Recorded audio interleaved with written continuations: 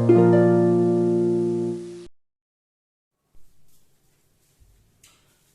बच्चों, स्वागत है आप सभी का इस प्यारे से चैनल पर। आज का ये जो टॉपिक है हमारा क्लास 10th के लिए है ज्योमेट्री पर बेस्ड है। ठीक है, क्लास 10th का मैं 2 चैप्टर को थोड़ा सा तेजी से निकाल चुका हूं। ठीक है, रियल नंबर एंड पॉलिनोमियल्स। ठीक है, पॉलिनोमियल्स के अंदर शायद 2 वीडियोस, एक क्वाड्रेटिक पॉलिनोमियल, एक क्यूबिक पॉलिनोमियल। पॉलिनोमियल्स में ज्यादा कुछ था नहीं, ठीक है ना, इसलिए इस वीडियो को ज्यादा लंबा खींचने से कोई फायदा है नहीं। आप लोग प्रॉब्लम बनाइए, प्रॉब्लम नहीं बनता है तो डायरेक्ट मैसेज कीजिए मुझे। ठीक है, मेरे सोशल मीडिया अकाउंट पर मैसेज कीजिए, मैं आप सभी को रिप्लाई दूंगा, क्वेश्चन को सॉल्व करके दूंगा। तो आज का ये जो लेक्चर है ये ज्योमेट्री पर बेस्ड है। क्योंकि क्लास 10th में ज्योमेट्री का पोर्शन बहुत ही ज्यादा बड़ा नहीं है। एक ट्रायंगल है, एक सर्कल है, दूसरा कंस्ट्रक्शन है। ठीक है, बहुत बड़ा पोर्शन नहीं है, लेकिन फिर भी ये पोर्शन जो होता है वो सर दर्द हो जाता है। स्टूडेंट दिमाग में लग जाता है कि ज्योमेट्री काफी टफ है, बट ऐसा कुछ नहीं होता है। तो आज का इसलिए मैंने डिसाइड किया है कि ज्योमेट्री से शुरुआत करूंगा, बाकी तो छोटा मोटा चीज तो फिर चलते रहेगा। ठीक है, चलिए तो शुरू करते हैं। आज का क्लास है हम लोगों का ट्रायंगल्स।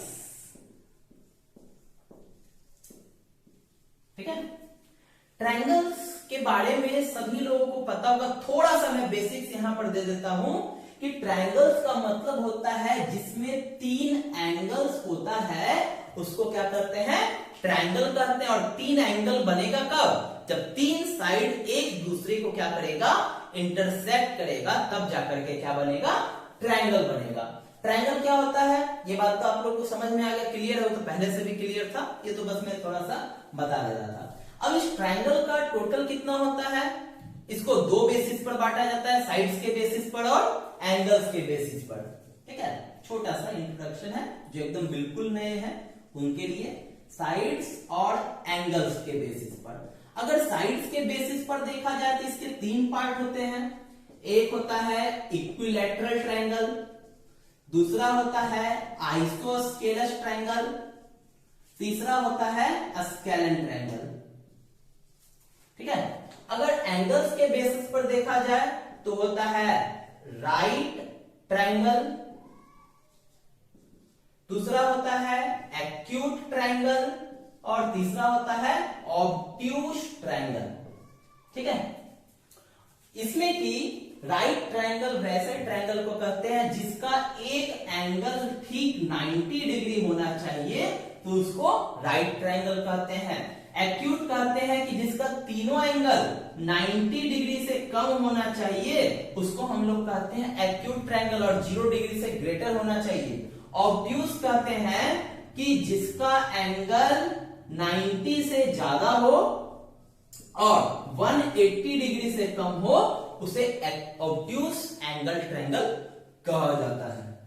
इधर आ जाते हैं, इक्विलैटरल ट्रायंगल में क्या होता है कि वैसा ट्रायंगल जिसका तीनों साइड्स बराबर हो उसको इक्विलैटरल ट्रायंगल कहते हैं, तीनों एंगल बराबर हो उसको इक्विलैटरल ट्रायंगल कहते हैं। आइसोसेलेस ट्रायंगल में होता है जिसका 2 साइड्स इक्वल हो उसको आइसोसेलेस ट्रायंगल कहते हैं, जिसका 2 एंगल इक्वल हो उसको आइसोसेलेस ट्रायंगल कहते हैं। और स्केलेन का मतलब होता है जिसका तीनों में से कोई भी साइड्स या एंगल कुछ भी इक्वल ना हो, वैसे ट्रायंगल को स्केलेन ट्रायंगल कहते हैं। ठीक है, आई होप समझ में आ गया होगा। छोटा सा चीज है, इसमें बस आपको ध्यान रखना है कौन ट्रायंगल कैसा है, किस प्रॉपर्टी का, उसके हिसाब से उसमें चलेगा। ठीक है, जैसा कि आप लोग क्लास 9th में पढ़ चुके हैं कॉन्ग्रुएंसी ऑफ ट्रायंगल्स, उसमें क्या आप लोगों ने पढ़ा कि अगर हमारे पास कोई 2 ट्रायंगल है, कॉन्ग्रुएंसी सिंगल ट्रायंगल से तो डिस्क्राइब होगा नहीं, जब भी होगा कम से कम 2।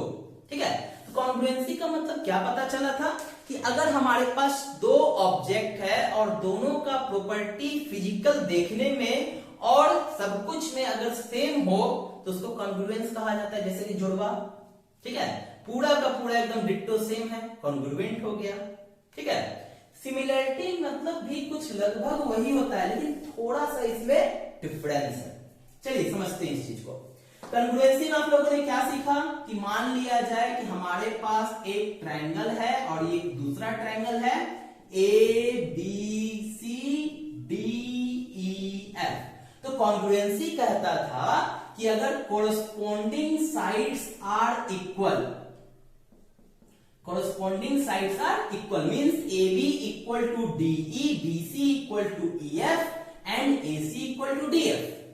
AB equal to DE, BC equal to EF या फिर AC equal to DF as well as this angle is equal to this angle, this angle is equal to this angle and this angle is equal to this angle. Angle A equal to D, angle B equal to E and angle C equal to angle F.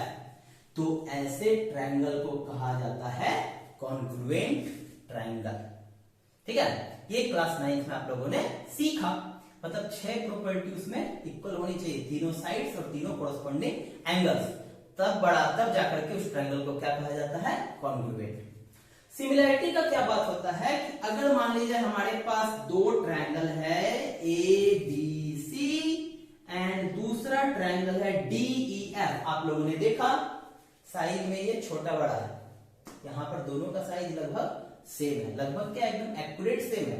एक दूसरे को overlap करने वाला structure हमेशा congruent होता है, लेकिन अगर ओवरलैप नहीं कर सकता है तो कॉन्ग्रुएंट किसी भी सूरत में नहीं होगा। कॉन्ग्रुएंट का मतलब है ओवरलैप कर जाना चाहिए, सीधी सी बात है। ओवरलैप नहीं किया तो कोई सूरत में हम उसको कॉन्ग्रुएंट नहीं कहेंगे। ठीक है ना। चलिए, अब यहां पर तो ओवरलैप नहीं कर सकता है।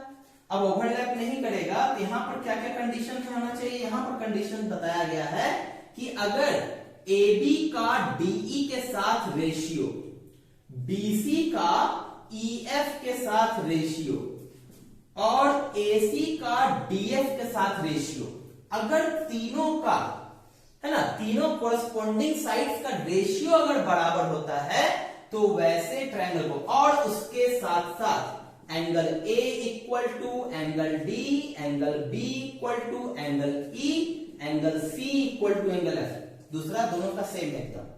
पहला वाला कंडीशन में डिफरेंस है। ठीक है, यहां पर यहां कह सकते हैं ना AB अपॉन DE बराबर 1, BC अपॉन EF बराबर 1, AC अपॉन DF बराबर 1। मतलब सबका रेशियो यहां पर भी हो रहा है, लेकिन रेशियो 1 के बराबर है। इसमें कहता है कि इसका रेशियो 1 सिर्फ नहीं होना चाहिए। अगर 1 हो गया तब तो कॉन्ग्रुएंट हो जाएगा, लेकिन अगर 1 नहीं हुआ, 1 से छोटा या 1 से बड़ा रहा, तो इस ट्रायंगल को कहते हैं similar triangle denoted by this. ठीक है, ये सिमिलरिटी का साइन है, ये कॉन्ग्रुएंसी का साइन है। अब आपको दोनों में डिफरेंस एकदम क्लियरली समझ में आ रहा होगा कि क्या होता है सिमिलर ट्रायंगल और क्या होता है कॉन्ग्रुएंट ट्रायंगल। सिमिलर मींस उसका रेशियो 1 के बराबर नहीं होना चाहिए, कॉन्ग्रुएंट मींस उसका रेशियो 1 के बराबर होना चाहिए। यहां से क्या हम लोग रिजल्ट बता सकते हैं, क्या निष्कर्ष निकाल सकते हैं कि जितना भी कॉन्ग्रुएंट ट्रायंगल है उसको सिमिलर कहा जा सकता है। साइन भी सिमिलर का इसके पास, लेकिन जितना भी सिमिलर है उसको कॉन्ग्रुएंट ट्रायंगल नहीं कहा जा सकता है। ठीक है, तो यहां से हमारे पास एक नोट पॉइंट निकल करके आया कि every congruent triangles are similar but conversely may not be true. लेकिन उल्टा भी सही हो, यानी कि सिमिलर भी कॉन्ग्रुएंट हो जाए, ये हमेशा सही नहीं होगा। कुछ कुछ केस में सही हो सकता है, कुछ केस में सही नहीं भी हो सकता है। तो हमेशा ये जरूरी नहीं कि सही होगा। ठीक है, आई होप आप लोग समझ गए होंगे दोनों में बेसिक डिफरेंस क्या है, कब सिमिलर होता है, कब कॉन्ग्रुएंट होता है। चलिए नोट कर लिया जाए, वीडियो को पॉज करके या स्क्रीनशॉट ले लें। आगे की तरफ बढ़ते हैं कि ये सिमिलरिटी आखिर आया कहां से। तो हमारे मैथमेटिशियन थे थेल्स, उन्होंने बताया सबसे पहले सिमिलरिटी के बारे में कि ट्रायंगल कॉन्ग्रुएंट के अलावा सिमिलर भी हो सकता है। ठीक है, और सिमिलरिटी का जो क्राइटेरिया था उन्होंने ही दिया कि इस तरह से अगर रहेगा तो वैसे ट्रायंगल को सिमिलर ट्रायंगल कह सकते हैं। तो उनका इस चीज में बड़ा ही फेमस थ्योरम था जिसको बेसिक प्रोपोर्शनैलिटी थ्योरम या फिर थेल्स थ्योरम के नाम से जाना जाता है। तो हेडिंग लगाएंगे आप सभी लोग, basic proportionality theorem, basic proportionality theorem, या फिर इसी को कहा जाता है थेल्स थ्योरम, या फिर इसी को कहा जाता है बीपीटी, इस शॉर्टकट में बेसिक प्रोपोर्शनैलिटी थ्योरम, बीपीटी। अब चलिए समझते हैं कि इस थ्योरम का क्या उद्देश्य था, क्या था थ्योरम। ठीक है, इसका कहना था, थेल्स का कहना था कि यदि हमारे पास कोई एक ट्रायंगल है, ठीक है, नाम रख लिया जाए ट्रायंगल का एबीसी, ठीक है, यदि हमारे पास कोई एक ट्रायंगल है, इसमें किसी भी लाइन के, 3 लाइन है ना हमारे पास, किसी भी लाइन के पैरेलल एक लाइन खींच दिया जाए जो अदर 2 लाइंस को इंटरसेक्ट करता हो, कहीं ना कहीं तो इंटरसेक्ट करेगा। मान लीजिए डी और ई पॉइंट पर इंटरसेक्ट किया, दोनों पैरेलल लाइन है, ठीक है, इस तरह से पैरेलल लाइन को इंडिकेट करते हैं। अगर हमारे पास कोई ट्रायंगल के किसी साइड के पैरेलल एक लाइन खींच दिया जाए, तो ये लाइन क्या करता है, इसको इक्वल रेशियो में डिवाइड करता है, यही है थेल्स थ्योरम। ये लाइन इसको इक्वल रेशियो में डिवाइड करता है, और इक्वल रेशियो में डिवाइड करने का मतलब, जैसा कि देख सकते हैं आप लोग, ये डिवाइड जब होगा तो ऊपर का जो ट्रायंगल है एडीई, दिख रहा है ना आप लोगों को, और उसके बाद दूसरा जो ट्रायंगल है एबीसी, क्या दोनों का साइज सेम है? नहीं है, तो रेशियो कभी भी 1 के बराबर तो नहीं आएगा, और रेशियो अगर 1 के बराबर नहीं है तो ट्रायंगल कैसा ये दिखाई देगा, सिमिलर। यहां से शुरू हुआ सिमिलर का कंसेप्ट। अब ये चीज को उन्होंने प्रूफ करके बतलाया कि हाँ ये बात सत्य है। तो सबसे पहले, अब जैसे कि बोर्ड्स की अगर हम बात करें, तो बोर्ड्स में ये क्वेश्चन काफी इंपॉर्टेंट होता है, लगभग हर साल ये क्वेश्चन पूछा जाता है, इसलिए अच्छे से देखेंगे क्लास 10 के सारे स्टूडेंट लोग इसको, ठीक है ना। तो सबसे पहले इसका थ्योरम लिख लेना होगा कि हमारे पास अगर एक ट्रायंगल है, in any triangle if a line which is parallel to any one of these lines which intersect other 2 lines at D and E, या फिर अपने हिसाब से जो नाम देना है दे सकते हैं, then it will divide it into equal proportion. तो ये क्या करता है कि इस ट्रायंगल को इक्वल प्रोपोर्शन में डिवाइड करता है, ठीक है। ये तो हो जाएगा थ्योरम का स्टेटमेंट, ठीक। अब इसके बाद दूसरा पोर्शन आता है गिवन को लेकर के, ठीक है। गिवन में हम लोग क्या करते हैं, गिवन में हम लोग वो टर्म को यूज करते हैं, वो चीज लिखते हैं जो हमारे पास थ्योरम में दिया हुआ है। थ्योरम में क्या क्या दिया हुआ है, थ्योरम में एक ट्रायंगल का बात किया, एक पैरेलल लाइन का बात किया, 2 चीज का बात किया बस, और ये डी और ई पर इंटरसेक्ट कर रहा है, उतना बात को हम लिख लेंगे, ठीक है। Let A B C B A triangle, ठीक है, in which DE parallel BC, जिसमें डी क्या है, बीसी पर पैरेलल है, ठीक। बस ये हमारे पास गिवन में है। गिवन के बाद पॉइंट आता है, क्योंकि अगर क्वेश्चन अगर एग्जाम में आता है प्रूफ करने के लिए, तो आपको थ्योरम को इसी तरह से प्रूफ करना पड़ेगा, तभी आपको फुल मार्क्स मिलते हैं, ठीक है। टू प्रूफ मतलब हमको प्रूफ करना क्या है, हमको प्रूफ इसमें करना है कि AD अपॉन DB बराबर AE अपॉन EC होने वाला है, यही चीज तो है। प्रोपोर्शन क्या होना चाहिए, इक्वल होना चाहिए। उसके बाद पॉइंट आता है कंस्ट्रक्शन का, कि हमको इस चीज को दिखाने के लिए कंस्ट्रक्शन करना पड़ेगा। तो कंस्ट्रक्शन में क्या करते हैं, इसको इससे मिलान कर देते हैं, फिर इससे इस पर परपेंडिकुलर डालते हैं, और इससे इस पर परपेंडिकुलर डालते हैं। आप लोग सोच रहे होंगे कि इतना लंबा चौड़ा कंस्ट्रक्शन, तो कंस्ट्रक्शन जो काम होता है वो हमको लाना क्या, उसके हिसाब से कंस्ट्रक्शन होता है, ठीक है। कुछ भी हम कंस्ट्रक्शन नहीं कर सकते हैं, तो कंस्ट्रक्शन की चीजों को थोड़ा सा समझना होगा कि आखिर क्यों किया जा रहा है। अब जैसे कि मान लीजिए साइड्स का बात हो रहा है, ट्रायंगल्स में साइड्स आएगा कहां से, हम साइड्स को कहां से निकाल करके लिखेंगे, area of triangle, perimeter of triangle, यहीं से निकाल करके लिखेंगे। एरिया ऑफ ट्रायंगल क्या होता है, half into base into height. चलो बेस तो कहीं से हम ले भी लेंगे, हाइट लेने के लिए क्या चाहिए, हमको परपेंडिकुलर चाहिए, ठीक है, एल्टीट्यूड चाहिए, इसलिए मैंने परपेंडिकुलर भी डाला, ठीक है। चलिए, तो जितना कंस्ट्रक्शन में हुआ है उतना इसको नोट करना पड़ेगा। क्या क्या किया मैंने, ज्वाइन CD एंड BE। उसके बाद क्या किया मैंने, draw EN perpendicular AB and DM perpendicular AC। ठीक है, जो जो मैंने किया वहां पर राइट डाउन कर दिया। अब इसके बाद पॉइंट आता है प्रूफ, कि इसको प्रूफ कैसे किया। ठीक है, चलिए तो सबसे पहले हम शुरुआत करते हैं ट्रायंगल ADE और इसी साइड का ट्रायंगल DBE से। दिख रहा होगा ना, ADE और DB, ये दोनों ट्रायंगल का चुनाव इसलिए किया क्योंकि हमको AD भी चाहिए और DB भी चाहिए, इसलिए मैंने इस दोनों ट्रायंगल का एक साथ चुनाव किया। ठीक है, तो सबसे पहले area of triangle ADE upon area of triangle DBE। ठीक है, दोनों का मैंने एरिया ले लिया, दोनों को रेशियो में डाल दिया, क्योंकि रेशियो में डालूंगा तब तो AD अपॉन DB आएगा। ठीक है, जो हमारा रिक्वायरमेंट है उसके हिसाब से काम करना है। ठीक है, एरिया ऑफ ट्रायंगल क्या होता है, half into base into height. तो ADE का हाइट कहां है, इसका हाइट ये तो दिया हुआ नहीं, देखिए इस पर EN एल्टीट्यूड डाला हुआ है, जिस पर एल्टीट्यूड होता है उसी को तो बेस कहते हैं। इसका बेस क्या हो गया, AD, इसको लिख सकते हैं हाफ इंटू AD और इंटू EN। ठीक है, नीचे वाले ट्रायंगल पर चलते हैं DBE में, यहां पर भी एल्टीट्यूड नहीं है, ये ऑब्ट्यूज ट्रायंगल है, तो ऑब्ट्यूज ट्रायंगल में एल्टीट्यूड कहां होता है, उसके प्रोड्यूस्ड पार्ट पर। इसका प्रोड्यूस्ड पार्ट ये है, इस पर एल्टीट्यूड कितना है, EN।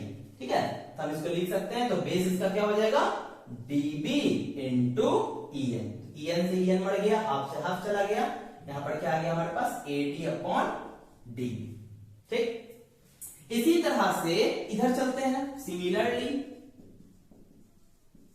क्या हो जाएगा हमारे पास, area of triangle AED upon area of triangle CED।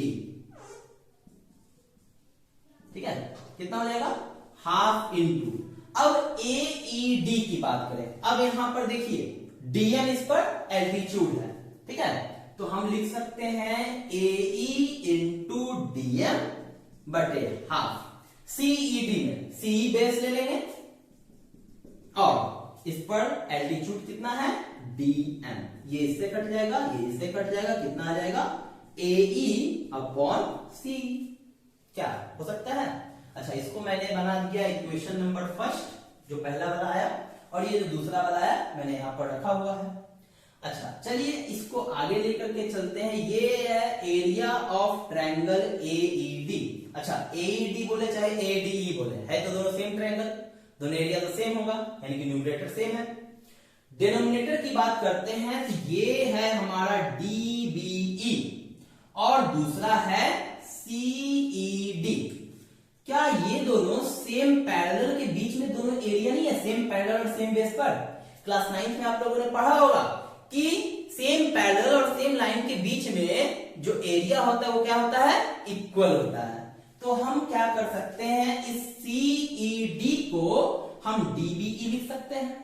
ठीक है, तो हम यहां पर लिखना चाह रहे हैं एरिया ऑफ ट्रायंगल DBE बराबर AE अपॉन CE।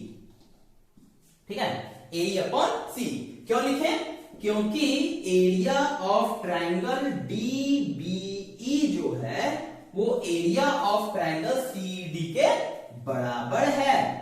और क्यों बराबर है, same parallel and same base. ठीक है, क्लास 9 का ये थ्योरम था, सेम पैरेलल और सेम बेस के बीच एरिया क्या होता है, इक्वल होता है। अब इसको बना देते हैं इक्वेशन नंबर 2। अब दोनों पर गौर किया जाए, क्या दोनों का लेफ्ट साइड बराबर है, बिल्कुल है। तो जब दोनों का लेफ्ट साइड बराबर है तो राइट साइड क्या होना चाहिए, बराबर होना चाहिए। तो हम लिख सकते हैं फ्रॉम 1 and 2 वी गेट, क्या मिलेगा हमको, AD upon DB equal to AE upon CE। कितना आसान था थेल्स का थ्योरम प्रूफ करना। ये हो गया आसानी से थेल्स थ्योरम प्रूफ। अब इसमें एक छोटा सा कोरोलरी आता है, ठीक है। कोरोलरी को यहां बता देता हूं। कोरोलरी मीन्स समझ में आता है आप लोगों को, जो थ्योरम से निकलता है स्टेटमेंट उसको कोरोलरी कहते हैं, ठीक है। इसमें क्या करते हैं कि हमारे पास AD अपॉन DB बराबर AE अपॉन C मिला, इसको उलट देते हैं,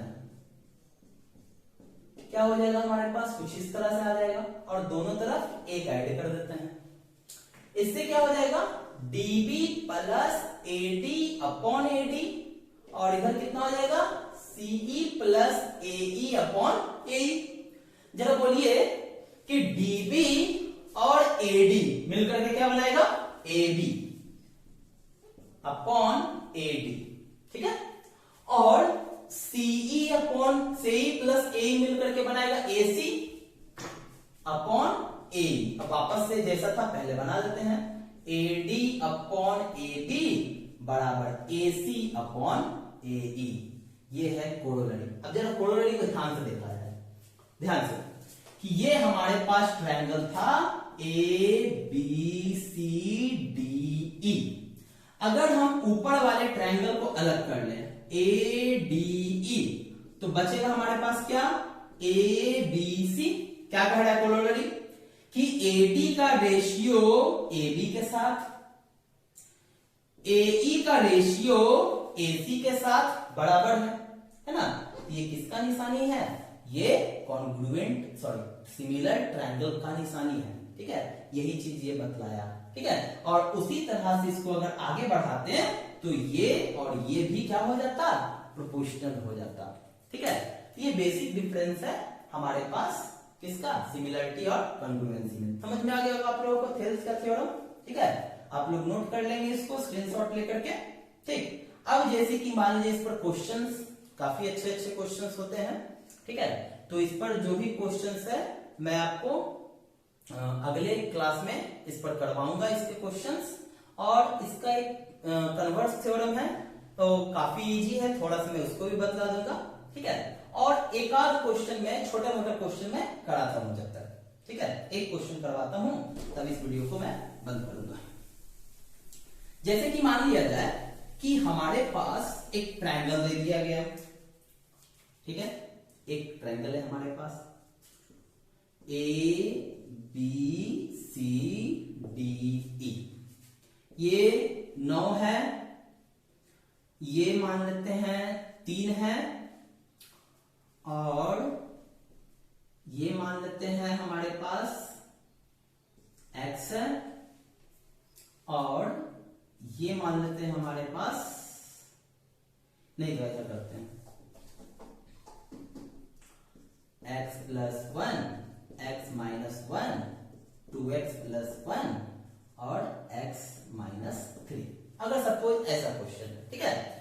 और इसमें कह दिया कि DE जो है वो BC के पैरेलल है, तो x का वैल्यू निकालें। क्या करेंगे, जैसे ही देखेंगे DE पैरेलल BC है, ये तो कंडीशन था थेल्स का। थेल्स के पास क्या कंडीशन था कि अगर ये इसके पैरेलल है इतना बटे इतना बराबर इतना बटे इतना, तुरंत लगा देंगे, है ना। यहां पर लिखेंगे since DE parallel BC therefore AD upon DB बराबर AE upon EC by BPT। जैसे ही ये दिखेगा तुरंत हम थेल्स थ्योरम अप्लाई कर सकते हैं। अब करना क्या है, वैल्यू पुट कर देना है, जहां जहां जिसका जिसका वैल्यू है क्रॉस मल्टीप्लीकेशन करके x का वैल्यू निकाल करके रख देना है। तो ये मैंने ऐसे ही एक वैल्यू ले लिया आपको सिर्फ समझाने के लिए। जरूरी नहीं है कि इससे वैल्यू सही ही आए, अगर आ गया तो अच्छी बात है, नहीं आया तो कोई दिक्कत नहीं। आपके बुक में इस तरह का प्रॉब्लम होगा, आप बना सकते हैं।